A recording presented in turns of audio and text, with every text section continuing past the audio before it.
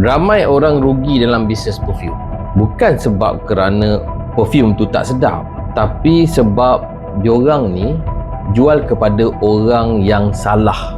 Apabila market salah, kalau kita ada bau yang sedap pun dah tak guna dah tak laku juga. Jadi sekarang ni isu yang paling besar kepada usahawan-usahawan perfume ni adalah mereka ni dia tembak je market ni. Market ni besar, jadi dia main tembak je. Mereka ni ingat bila bau tu sedap ataupun dia suka bau tu, dia ingat market ataupun customer akan suka juga macam dia. Hakikatnya selera kita yang jual perfume ni bukan selera customer kita pun. Diorang dia punya selera lah, kita punya selera. Jadi kita kena kajilah selera diorang tu. Lagi satu, kita ni ataupun penjual perfume ni kalau boleh nak jual pada semua orang. Orang tua lalu kita nak jual, orang muda lalu kita nak jual, budak lalu kita nak jual, semua kita nak jual. Apabila kita ni jual kepada semua orang ataupun kita ni target kita ni terlalu luas, so message tu dia akan jadi kosong dan dia tak cukup power tau. Kalau customer tengok pun kita ni tak cukup strong, dan dia tak rasa perfume tu untuk diri dia. Perfume untuk aku ke? Dia tak rasa. Sebab apa? Sebab kita tak spesifik. Bila kita tak spesifik, kita orang membeli ni dia nak rasa produk tu penting untuk diri dia.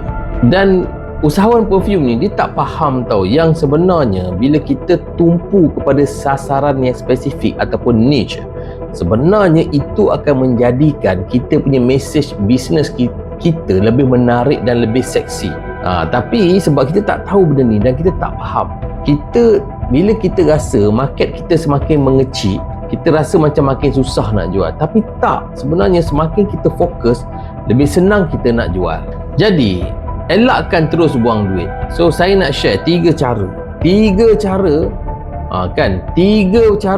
benda yang kita kena buat. Satu adalah kita pilih dulu market utama. Kita pilih dulu satu market yang paling utama. Contoh kita pilih lelaki yang kerja office. Jangan kita tembak semua lelaki.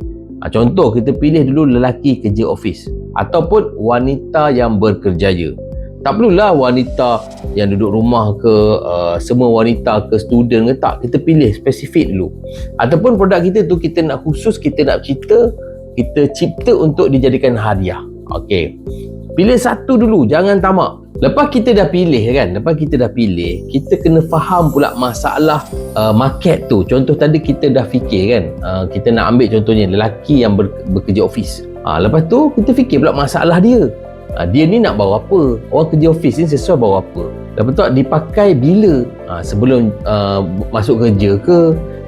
Waktu lepas tengah hari ke? Lepas tu pula nak rasa macam mana bila pakai. So orang tadi macam tadi kan lelaki kerja office. So bila dia pakai, dia nak rasa apa? Dia nak rasa confident ke? Dia nak rasa selesa sahaja ke? Kan? Dia nak rasa fresh ke? So bila kita dah faham masalah tu, senanglah kita nak jual. Ayat jualan kita akan jadi lebih menarik. Konten kita akan jadi lebih menarik. Penceritaan kita, storytelling kita akan jadi lebih menepati pada sasaran dan kehendak.